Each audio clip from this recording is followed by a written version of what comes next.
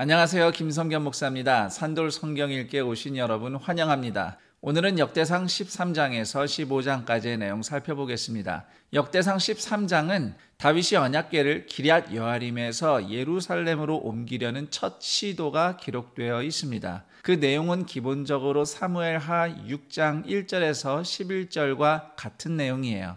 언약궤를 수레에 실어서 옮기는 중에 수레가 크게 흔들리자 그동안 언약궤를 지켜왔던 기럇 여아림의 아비나답 집안의 아들인 우사가 언약궤를 손으로 붙잡으면서 율법을 어깁니다. 율법에 의하면 오직 대제사장만이 언약궤를 만질 수 있고 또한 언약궤를 옮길 때 레위인만 만질 수 있습니다. 그런데 우사가 그 율법을 어긴 것이죠. 이에 하나님이 진노하시고 우사는 죽습니다. 그러자 다윗은 언약궤 운반을 중단하고 오는 길에 위치한 레위인 오벳 에돔 집에 언약궤를 맡겨둡니다. 이 이야기에서 주목할 것 두 가지만 살펴보겠습니다. 우선 3절 보시면 다윗이 하나님의 궤를 예루살렘으로 옮겨오자고 이스라엘 백성들과 소통하는 가운데서 그동안 사울 시대에는 하나님께 묻지 않았다고 반성하는 장면이 나옵니다. 자, 그런데 막상 언약궤를 가지고 오는 방식에 대해서는 하나님의 말씀에 귀 기울이지 않고 또는 하나님께 여쭙지 않고 진행하는 모순이 벌어져요. 그러니까 언약궤를 레위인이 손수 운반하는 게 아니라 수레에 실어서 가지고 오려 했던 것이죠. 물론 거기에는 우사의 잘못도 있지만 15장에 나중에 나오듯이 레위인들이 채를 꽂아서 언약궤를 직접 들고 운반해야 하는 율법을 어겼던 것이지요. 그리고 두 번째로는 언약궤를 예루살렘으로 옮기는 결정을 할 때 1절에서 보면 다윗이 이스라엘의 모든 지휘관과 더불어 의논을 합니다. 아무리 좋은 일이라도 왕이 일방적으로 명령만 하지 않고 함께 의논하여 함께 결정하는 모습이 참 아름다워 보입니다. 여기에는 이런 의미가 있다고 저는 생각해요.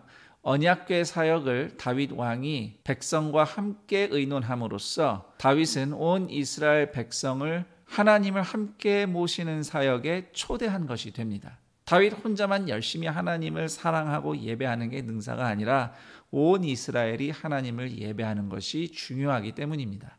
그리고 14장으로 가면 두로 왕이 다윗을 높이며 예루살렘의 그의 왕궁 건축을 맡아준 일, 그리고 예루살렘에 태어난 아들들의 이름, 블레셋과 싸워 이긴 다윗 왕의 이야기가 연속해서 기록되어 있는데요. 이 모든 내용은 사무엘하 5장 11절에서 25절에 있는 내용과 똑같습니다. 그런데 사무엘서와 역대기가 기록하는 방식이 차이가 나요. 사무엘하는 다윗이 블레셋을 이긴 사건 뒤에 언약궤를 옮긴 이야기가 소개되어 있어요.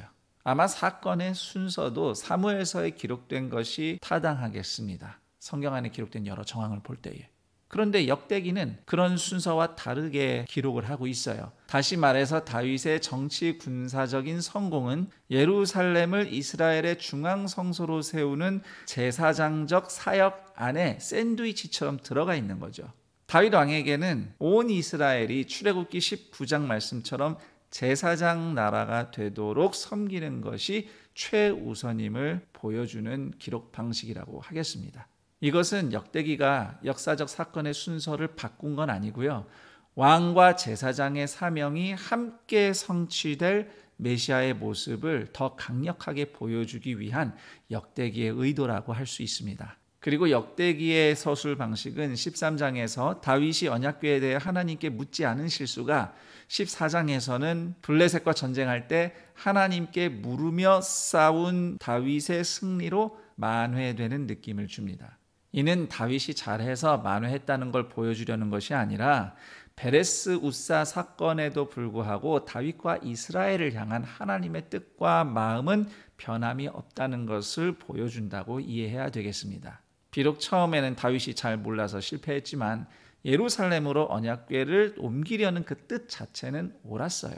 그래서 하나님은 다윗에게 복을 주시기로 하신 뜻이 변함없음을 보여주시기 위해서 오벳 에돔 집에 복을 주셨고, 또한 역대상 14장은 그 증거로서 두로 왕과의 친분 그리고 블레셋에 대한 승리를 언약궤 운반 실패 사건 이후에 기록하고 있는 겁니다. 다윗을 향한 하나님의 은혜는 특히 13장의 베레스 우사와 14장의 바알 브라심이 서로 비교되면서 잘 드러나고 있습니다. 우사가 죽었을 때 개역개정 성경 역대상 13장 11절은 하나님이 웃사를 찢으셨다고 기록하는데, 이 찢으셨다가 히브리어로 보면 파라즈라는 단어예요. 돌파하다라는 뜻이 있습니다. 그래서 그 단어에서 명사 베레스를 뽑아서 베레스 웃사라는 지명이 나오는 거예요. 베레스 웃사에서는 하나님을 침해한 이스라엘 사람을 하나님께서 돌파하셨습니다. 그런데 개역 개정의 역대상 14장 11절은 하나님이 블레셋을 흩으셨다라고 기록하는데, 이 흩으셨다가 히브리어로 보면은 파라즈, 돌파하다라는 뜻이에요. 그래서 그 단어에서 명사 브라심, 이건 베레스의 복수형이라고 이해하시면 됩니다. 브라심을 뽑아서 바알 브라심이라는 지명을 정하게 돼요. 바알 브라심에서는 하나님을 침해한 블레셋 군대를 하나님께서 돌파하셨죠. 정리를 해보자면 역대상 13장 14장은 이스라엘 사람을 돌파하셨던 하나님의 진노가 블레셋을 돌파하여 이스라엘을 돕는 하나님의 은혜로 바뀐 것을 사무엘서보다는 의도적으로 그리고 분명하게 보여주는 방식으로 서술하고 있는 것입니다. 그리고 이런 은혜의 흐름 가운데서 역대상 15장은 언약궤가 예루살렘으로 입성하는 이야기를 들려주고 있습니다. 15장은 말씀을 따라 언약궤를 예루살렘으로 옮긴 이야기인데요. 내용은 사무엘하 6장 12절에서 22절의 내용과 동일합니다. 그런데 사무엘서와 다르게 역대기가 증언해주고 있는 부분은 율법대로 언약궤를 운반하는 사역에 동참한 레위인들의 명단이 소개되고 있는 겁니다. 그리고 드디어 언약궤가 제사장들과 온 백성이 하나님을 예배하는 가운데 예루살렘으로 입성하는데요. 언약궤가 하나님의 임재를 상징한다는 점을 생각할 때에 특히 역대상 13장에서 15장에 걸쳐 묘사된 언약궤의 예루살렘 입성은 그간 하나님의 임재와 멀어졌던 예루살렘에 메시아 예수님이 입성하신 일, 특히 온 백성이 하나님을 예배하며 예수님이 예루살렘에 입성하셨던 종려주일의 사건을 생각나게 합니다.